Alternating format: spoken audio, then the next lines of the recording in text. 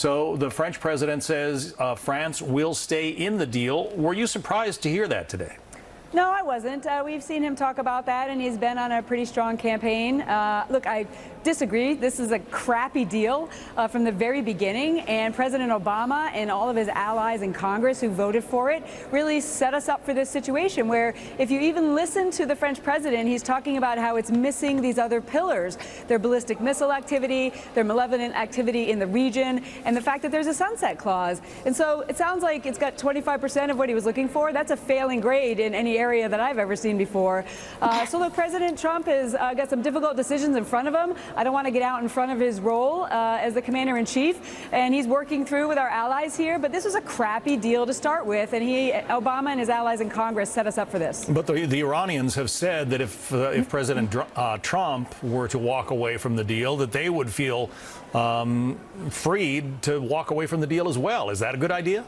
Well, look, we shouldn't be bullied by dictatorships and mullahs who are threatening. That's not the way we do business. As President Trump, as the leader of the free world and having peace through strength, needs to make sure that he fights for our vital national interests around the world and in the region. And we're not going to be bullied around. So this is about ensuring that Iran stops its maligned activity in the region, in Syria, in Iraq, in Lebanon, and other places, and other places around the world, quite frankly. Their ballistic missile development, the cash that was infused to them by the Obama administration by this crappy deal, and how they've been using it to kill people and terrorist activities around the world. These things all have to be addressed. There also was no access in this deal to the military installations and sunsetting in 2025. So this, again, was a horrible decision by the Obama administration. Didn't even bring it to Congress like a treaty. And President Trump is working through his options moving forward. Well, in some ways, as you point out, the horse is already out of the barn before the doors are closed. The Iranians have all of that cash.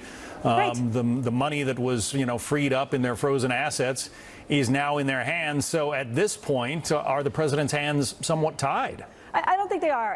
And we tried so hard. I mean, I spoke out and was leading on this issue. I voted correctly on it to stop this deal from happening, because you're absolutely right. We were strengthening and tightening up the vice grip on Iran. It was just starting to hurt, and then they let the pressure off and gave them the cash and basically gave them everything they needed with this, this deal that sucks. So President Trump has now inherited it. He's working with his allies for his options. He does have some decisions by May 12th. We're working closely with him in Congress to move forward, and our objectives need to be met. Iran can never have a nuclear weapon.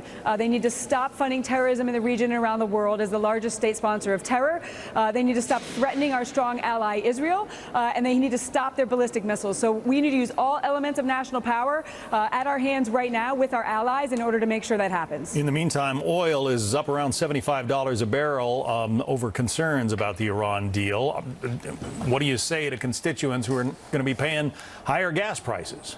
Oh, look, we are on a path to energy independence in North America and in America for this very region. I deployed to the Middle East and Afghanistan 6 times. I know firsthand the challenges and the dangers in that region. And so we need, in parallel, to not be held hostage by the dynamics in that region with our energy independence. And we need to give the president the space to make sure he protects our interests and our country and its citizens, which is the primary role of the federal government. Congresswoman Martha McSally, good to have you on. Thank you.